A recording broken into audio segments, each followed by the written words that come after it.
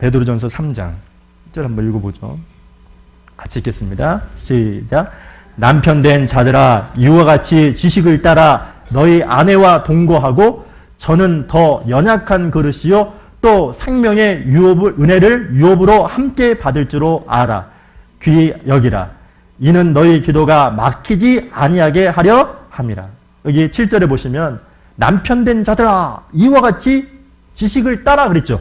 이 지식이라는 말은 1번 나나주에 뭐라고 써있죠? 여기 보시면 2번 뭐라고 써있어요? 지식을 따라 2번에 뭐라고 쓰였어요? 혹 그 아내를 더 연약한 그릇같이 여겨 지식을 따라 동거하고 또 생명의 은혜를 이어지는 말씀을 이렇게 쓴 겁니다. 자, 여기 보십시오. 남편의 역할이 있습니다. 남편이 가장 남자는 사실 더 힘들어요. 더 힘들어요. 아까 아내는 뭐 안 힘든 거.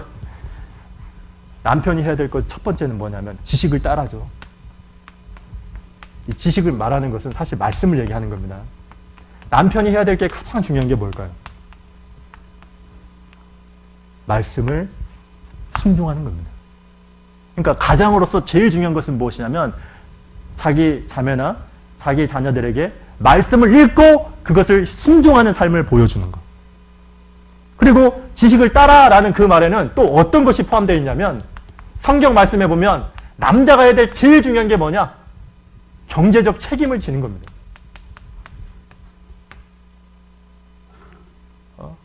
그래서 시편 128편에 보면 네가 수고하여 먹을 것을 자녀들에게 주라 그런 말씀이 있는데 그러니까 남편은 무엇보다도 말씀을 순종하고 어떻게든지 말씀대로 살아가려고 자녀들에게 자기 아내에게 본을 보이고 그리고 두 번째는 뭐라고요? 경제적인 것을 책임질 수 있도록 성실해야 되겠죠. 이런 희생과 수고가 가족들에게 보여줘야 됩니다. 이거 얼마나 힘들겠습니까? 그리고 두 번째가 뭐냐? 지식을 따라 그 다음 뭐라 했어요? 동거하고 그랬죠? 동거가 뭐예요? 동거가 뭐죠? 대화하고 함께하라 그런 뜻입니다. 원래 남자하고 여자하고 많이 다릅니다. 남자하고 여자하고 다르게 많이 있지만 특히 이제 세 가지가 있는데 일단 남자는 보는 것에 민감하죠. 그 아담이 하와를 보고 뭐라고 했죠? 내 뼈 중에 뼈요. 내 살 중에 살을 넣었다 그랬죠. 그래서 남자는 보는 것에 민감합니다. 근데 여자는 뭐에 민감한가? 말입니다. 대화입니다. 그래서 하와가 뭐에 넘어갔어요? 말에 넘어갔잖아요. 그래서 여자는 말을 들어주기만 하면 어떠냐? 그냥 쌓였던 스트레스가 쭉 풀리거든요. 근데 들어줍니까? 안 들어줍니까? 남자 안 들어줍니다. 그러니까 여기서 말하는 대화라는 말은 무슨 뜻이냐? 들어주라는 거예요. 그래서 실제로 저도 이제 교회에 있다 보면 자매님들 상담하는 거하고 형제님 상담하는 거 다르더라고요. 자매님 상담하는 것은 어떠냐? 그냥 듣기만 하면 돼요. 그리고 듣고 그랬어요. 그랬으면 저절로 울어? 저절로 울어요. 울고 나서 어떠냐? 목사님 해결됐어요. 그리고 끝나요. 그냥 돌아가거든요. 돌아가요. 왜냐하면 여자는 말에 민감하고 여자는 과정을 중요하게 여깁니다. 남자는 과정입니까? 아니죠. 결과입니다. 결과가 중요합니다. 그래서 남자는 항상 상담을 하게 되면 답을 원하죠. 답을 원합니다. 그래서요, 꼭 알아야 될 것은 충분히 들어줘야 되는데, 들어줍니까? 안 들어줍니까? 이 남자들은 어떤 게 있냐면, 들어주겠다라고 하는데, 딴짓 하면서 들어준대. 그러니까 뭐냐면, 텔레비전을 딱 보고 있으면서 하는 말이, 얘기해. 이게 들어주는 게 아니죠. 얼굴을 똑바로 보고, 그랬어. 자, 중요한 것은 답이 중요한 게 아닙니다. 과정이 중요합니다. 아시죠? 원래 이제 남자하고 여자하고, 예를 들어서, 한 번도 안 갔던 여행을, 야, 이제 우리 서울 가자. 여행하기로 했습니다. 그죠? 알았죠? 여행 한 번도 안 갔던 가족인데, 그러면 남자는 어떻게 생각하냐면, 여행을 뭐라고 생각하냐면, 서울에 도착할 때 여행입니다. 근데 여자들은 어떠냐면, 그 말을 듣는 순간부터 여행이 시작되는 거거든요. 근데 남자들은 어떠냐면요, 막 길이 막히고, 아이들이 막 짜증내고 막 하잖아요. 그러면 그 과정마다 막 짜증내요. 막 자기도 막 등달아. 그리고 서울에 딱 도착하면 어때요? 야, 이제 여행이다! 남자는 이렇습니다. 근데 여자는 어떠냐?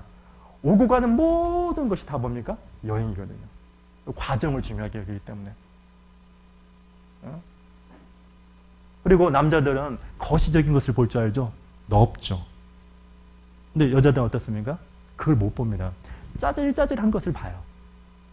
사실 하나님이 돕는 배필로서 서로 한 마음이 되도록 그렇게 만드신 것 같아요. 그래서 동거한다라는 말은 충분히 함께하는 시간을 만들고, 바쁘더라도 일주일에 한 번 정도는 충분히 들어볼 수 있는 대화를 해야 되죠. 이게 동거한다는 말입니다. 그리고 세 번째. 자, 여기 동거하고 여기 보니까 중요한 단어가 하나 있죠. 저는 연약한 그릇이요. 이렇게 써 있어요? 이렇게 써 있어요? 아니죠. 뭐라고 써요? 더 연약한 그릇. 이걸 알아야 돼, 이걸.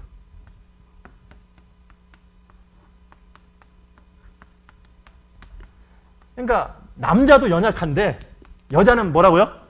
더 연약하대요. 그래서 여자들은 어떠냐? 감정에 상당히 민감하죠. 그리고 한 번 삐지면 어때요? 다른 말이 안 들어갑니다. 그래서 남자가 해야 될 건 무엇이냐면 더 연약한 그릇이다라고 생각하고 어떠냐? 마음을 넓혀야 됩니다. 어떻게 하라고요? 마음을 넓혀야 됩니다. 짜증나는 말을 해도 어떻게 돼요? 그러려 하지 해야 돼요. 근데 거기다 같이 대꾸를 하면 어떻게 될까요? 더 연약한 그릇이니까 깨지겠죠. 쉽게 깨지겠죠. 그래서 사실 남자가 마음을 넓히게 하는 방법 중에 하나가 사실 독서입니다. 독서를 할 때 실제 마음이 쫙 넓혀지거든요. 모든 것을 이렇게 좋은 신앙서적을 읽는 겁니다. 그러면 이렇게 아내가 감정적으로 짜증나는 말을 할 때, 표정을 지을 때도 그걸 받아들일 수가 있어요. 그래서 바다처럼 좀 넓은 마음. 그런 마음을 가져야 되죠. 이게 남자의 역할이에요. 남편의 역할이에요. 그래서 다니엘이 주변 사람들 앞에서 근실했던 것처럼 우리의 신앙은 다른 어떤 것보다도 내 가정에서 근실해야 됩니다. 내가 주님 앞에서 충성된 삶을 살아가기 위해서는 가정 안에서 하나님이 나에게 맡겨주신 그 역할에 충성해야 되는데, 아내의 역할 3가지, 또 뭐요? 남편의 역할 그 3가지를 꼭 기억해야 됩니다.